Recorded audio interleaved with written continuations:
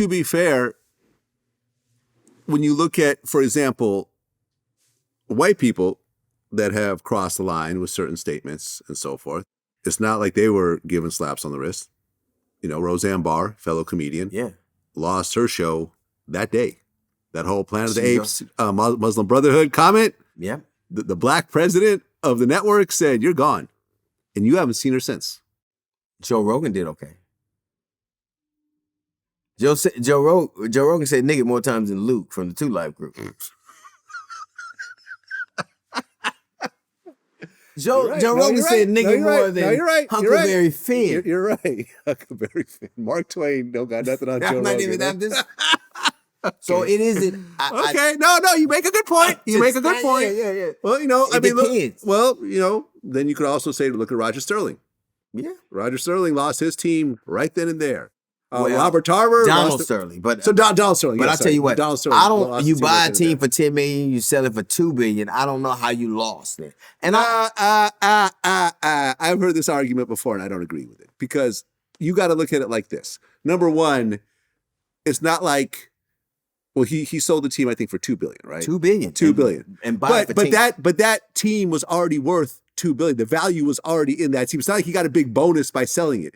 That team was making hundreds of millions of dollars already. That team could have been handed down to his children. Are you? Hold on. You talking about the Clippers, though, right? It's the Clippers. I know. That's what I'm.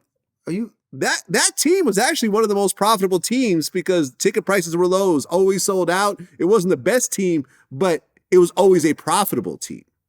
Okay? The fact that it sold for what it sold for means that it was worth that much. The fact that it sold for what it sold for was based on where it was at. It was in Los Angeles. It was in Los Angeles. So it was a very valuable piece of property, right? The ownership of the Clippers was a very important asset that he owned. Now, let me compare it to this, okay? Mm-hmm. I'm going to compare it to this. If you were told today that based on some comments you made last night, right, you have to sell your house. Right. You got to put a for sale sign in front of your house. Right. And when it's sold for fair market value, you can't buy another house anywhere in the state of California. You got to go get an apartment somewhere else. I don't think you'd be very happy over that situation. Except that that's a false argument. Because, why is that? Because the NBA is a business, and that business is populated by the very people who felt disrespected by what he said. True. The NBA is a business. One's a private industry, one's a business. That's apples and bowling balls.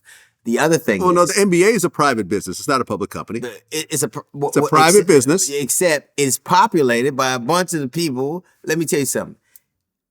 If you had an NBA full of white people, no one would watch it. It'd be the WNBA would get higher ratings. So I'm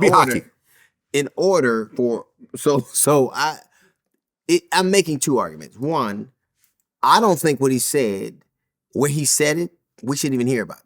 You should be able to say the most foul things in your own house as you want to. Right. It was a private conversation. You should be able to be homophobic, racist, misogynistic in your own house. You should be able to say whatever the fuck you want. And it's our bad to encroach on your personal space. But that league had a responsibility because them niggas was like, you know what? You got to give us something. So imagine if Cotton could talk, how many people would have been nice to Slave. So it's just crazy. Like I don't think it's the same. I think he should have been allowed to say it because it was his home. I think the NBA acted in their interest to keep the crop happy, and he didn't make out bad.